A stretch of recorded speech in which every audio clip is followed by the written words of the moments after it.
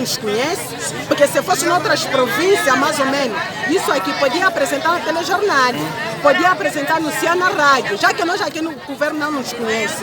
Nós desarrascamos, cada pessoa come daquilo que ele necessita, que ele consegue na vida dele.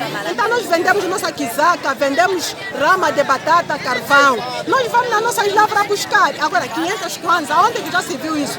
Polícia, já que eles cobram dinheiro nos taxistas. Cobram quanto? Não sei se quanto é que eles cobram, nós não sabemos. Aqui daqui, até chegar lá na lavra, tem lá 3 controles. Eles pagam, cada controle paga 3 mil kwanza. E eles já vencem, porque que tem que estar a cobrar mais esse dinheiro todo nos taxistas? E o taxista está a nos cobrar 500 kwanza cada pessoa. Esses postos todos é para quê que estão aqui? Se eles já vencem. Nós não queremos isso.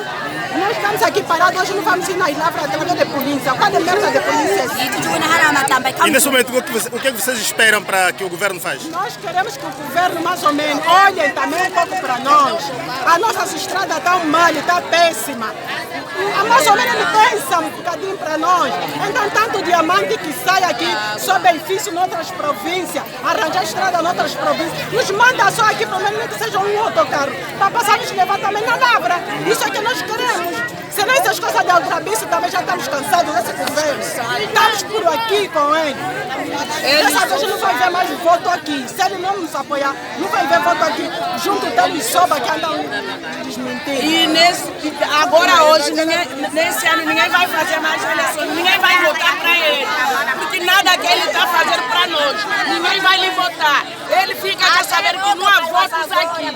Os que vão vir, que estão a vir aqui, eles todos vão apanhar surra e as mesas vão ser partido. Porque nós aqui estamos a sofrer.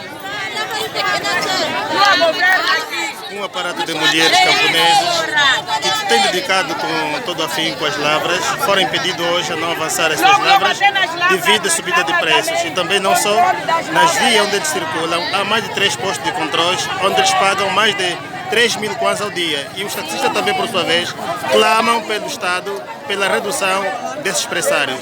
De Cafunfa até a Rádio Angola, Jordan Macambisa.